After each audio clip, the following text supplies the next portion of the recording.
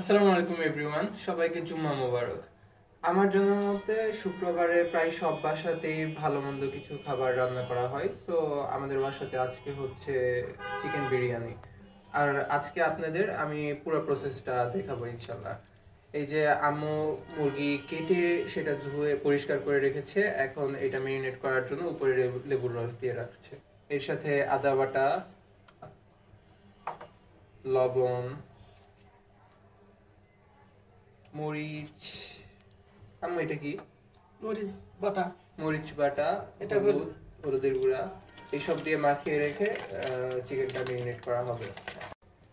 আসলে নেক্সট পার্টের জন্য ভিডিও অন করতে ভুলে গিয়েছিল, সেই জন্য সবগুলোই ব্লেন্ডারের মধ্যে আছে। আমি এক এক করে বলে দিচ্ছি। এর মধ্যে আছে হলো পেঁয়াজের বেরেস্তা, একটা টমেটো, কাঁচামরিচ, ধনেপাতা, পোস্তদানা আর বাদাম। আর বাসায় দই ছিল না, সেই জন্য দুধের সাথে লেবুর রস মিশিয়ে সাবস্টিটিউট হিসেবে দইয়ের কাজ করছে। আর এগুলো সবগুলো একসাথে রেখে এখন ব্লেন্ড করা হবে।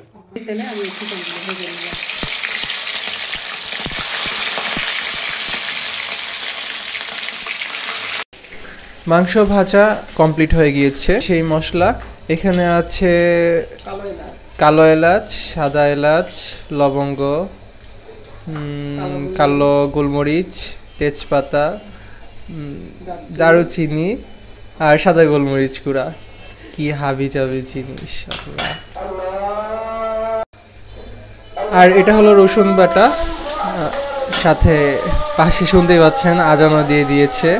তো আমাকে নামাজের জন্য রেডি হতে হবে, গোসল করতে হবে, কারণ আজকে শুক্রবার, তো এই জন্য নামাজ মিস করা যাবে না। আর তারপর দিলাম আদা বাটা। সো এরপরে রসুন বাটার পরে আদা বাটা দেওয়া হয়েছে। এখন মরিচ, ব্লেন্ডেড মরিচ or something, I don't know. এটা জিরার গুঁড়া, লবণ, তারপরে সামান্য হলুদ, মেবি কালারের জন্য অর সামথিং। আর এটা হলো ওই যে সেই ব্লেন্ডেড ধনে পাতা ছিল, আরও কি যেন ছিল, ওইটারই পেস্ট।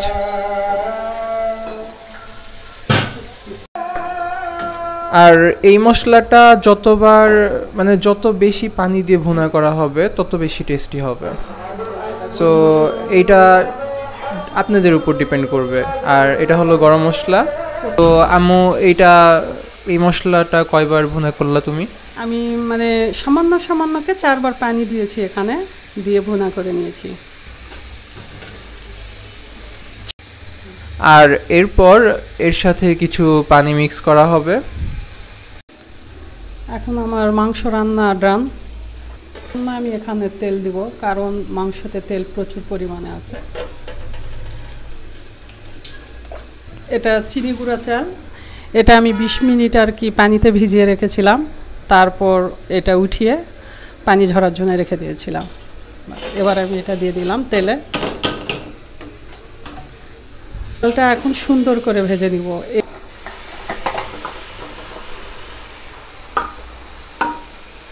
ভেজে নিব আমি এই চিকেনগুলো দেবার পর।